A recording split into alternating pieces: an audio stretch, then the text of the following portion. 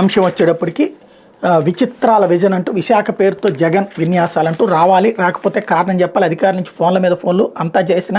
రాని పారిశ్రామికవేత్తలు స్వయంగా హాజరైంది అతి కొద్ది మంది ఏయూ ప్రొఫెసర్ల హాజరుకు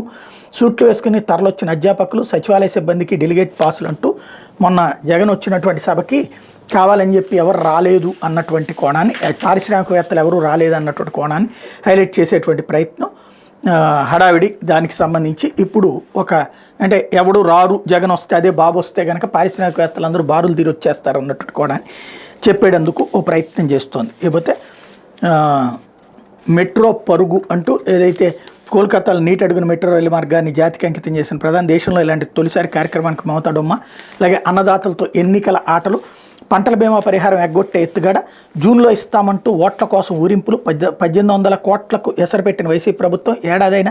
2022-23 వడ్డీ రాయితీ 450 కోట్లు ఇవ్వకుండా జగన్ రైతు సర్కారు వేధింపులు, 33% లోపు పంట నష్టానికి సబ్సిడీ ఊసెత్తని వైనం, నిండా ముంచేశారని రైతన్నల ఆవేదన, 33% పై నష్టానికి సబ్సిడీ నిధులు విడుదలంటూ ఏదైతే నిన్ననే జగన్ రిలీజ్ చేసినటువంటి డబ్బులకి ఇక్కడ ఈ కోణంలో 33% లోపు వాటికి ఇవ్వట్లేదు అంటూ ఆ వర్గం అంటే ఎవరికైతే రాదో వాళ్ళని రెచ్చగొట్టేటటువంటి ప్రయత్నం అన్నటువంటి ఇక్కడ సహజంగా రోజు కూడా ప్రజల్లో నెగిటివిటీ వచ్చిన దానికంటే కూడా రాలేదన్న దాన్ని హైలైట్ చేయడం ద్వారా